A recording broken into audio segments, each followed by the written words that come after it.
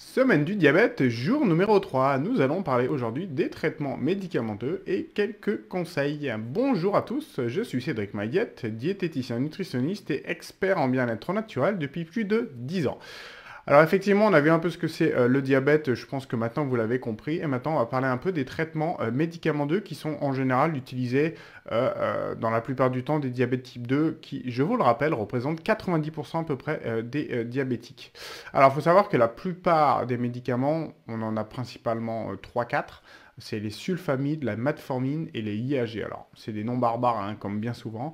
Les sulfamides, en fait, c'est tout simple, c'est souvent les premiers qu'on donne. Ils vont stimuler simplement votre pancréas à fabriquer un peu plus d'insuline.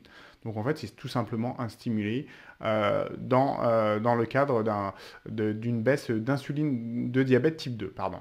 Après, vous avez également les types metformine. C'est en fait des hypoglycémiants, c'est-à-dire qu'ils vont abaisser votre taux de sucre dans le sang après chaque repas en général. Donc, ceux-ci se prennent de manière globale plutôt après les repas.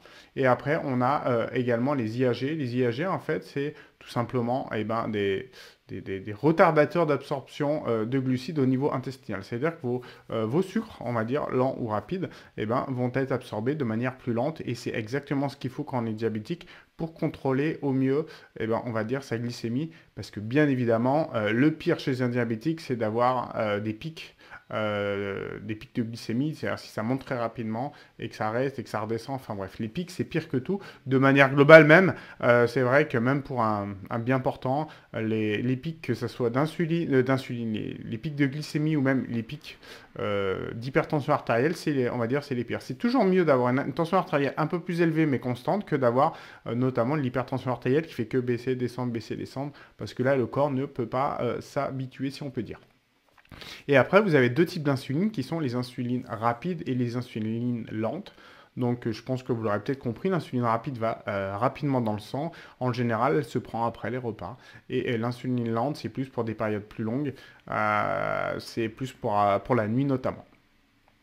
Alors, après, bon, bah, ça, c'est la partie médicamenteuse, hein. Bien évidemment, c'est les médecins, votre diabéto, qui vous conseillent ce type de médicament. Après, moi, ce que je conseille beaucoup, parce que je vous rappelle que j'ai fait mon stage donc, au cours de mes études de diététicien en unité nutritionnelle de diabétologie à Grenoble, et c'est vrai que j'ai appris beaucoup. En fait, c'est pendant quelques jours, si vous êtes diabétique, vous venez passer quelques jours dans cette unité et vous allez apprendre à bien manger avec une diététicienne, vous allez apprendre tous les soins qu'il faut faire avec une infirmière, notamment si vous êtes sous forme d'insuline, comment est-ce qu'il faut se piquer notamment, et vous avez un médecin qui est là pour vraiment essayer d'adapter au mieux tous les jours en fait votre traitement. Et c'est vrai que en ayant un suivi sur quelques jours, la plupart du temps, les patients repartaient avec des traitements qui sont plus bas et avec une glycémie qui était tout aussi bonne, donc c'est absolument parfait. De manière globale, pardon, les trois actions qu'on peut avoir sur le diabète, notamment type 2, c'est une meilleure alimentation, d'accord, du sport, parce que en fait le sport va rendre plus efficace votre insuline et évidemment la perte de poids. On l'a vu effectivement, c'est un excès en fait de gras qui empêche une bonne efficacité, notamment de l'insuline, mais c'est aussi bien par les graisses qu'on mange, mais également par les graisses qu'on a en réserve. Donc quoi qu'il arrive, le gras où qu'il soit dans votre corps, donc soit sous forme orale ou en stock, il entrave le bon fonctionnement de l'insuline. Et d'un point de vue un peu plus diététique, il faut avoir une alimentation donc plutôt équilibrée, plutôt faible en sucre rapide bien évidemment, avoir des sucres lents en quantité normale, pas très élevée, et avoir peu d'alcool. Pourquoi? Parce que l'alcool, en fait, elle va stimuler vraiment l'hypoglycémie, si on peut dire, enfin stimuler, non, elle va favoriser une hypoglycémie, donc il faut faire attention par rapport à ça. Et moi, ce que je conseille, c'est également d'avoir beaucoup de légumes, oui, et de fruits, on va voir après comment. Pourquoi? Parce que ce qui se passe, c'est que quand on a trop de sucre dans le sang, tout simplement, il peut avoir un phénomène, ce qu'on appelle de glycation. En gros, c'est caramélisation. Donc, votre sucre sanguin peut très bien se mettre sous forme de glycation. Puis la glycation, c'est plutôt embêtant pour les maladies cardiovasculaires, tout simplement parce qu'il est attaqué par l'oxygène, il est oxydé tout simplement. Et l'avantage, c'est que si vous amenez beaucoup de fruits et légumes, eh ben, cette glycation va être fortement diminuée parce que vous avez des vitamines et des minéraux protectrices.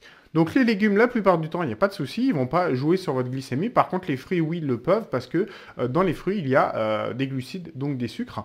Même s'il y a des fibres, évidemment, il faut quand même faire attention. Alors ce qu'il faut, c'est quand vous prenez des fruits, déjà, ne pas les manger cuits au maximum et sans peau, il faut toujours qu'il y ait la peau.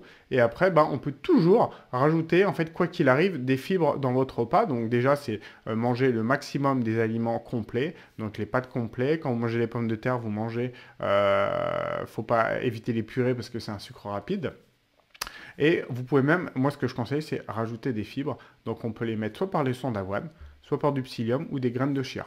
Les graines de chia, ça peut se faire aussi bien en saupoudrage que se faire dans des boissons. Donc ça, après, c'est à voir un peu comment vous préférez. Mais quoi qu'il arrive, sachez que quand vous prenez des sucres, donc quand ils sont d'autant plus rapides, eh ben, il faut amener des fibres, parce que les fibres vont se lier au sucre et vont vraiment ralentir l'absorption au niveau intestinal, et c'est exactement ce qu'il faut dans votre cadre-là, parce que le pire, je le rappelle pour le diabète, c'est vraiment des pics de glycémie. Donc, fruits et légumes à volonté, s'il y a les fruits avec des fibres, d'accord, bien évidemment. Après, on va pas manger très gras, parce que souvent on dit oui, mais comme je peux pas manger de sucre, eh ben, je mange beaucoup de gras. Et en fait, c'est presque pire. C'est mieux de manger des sucres très lents avec des fibres que de manger du gras, comme vous l'avez compris.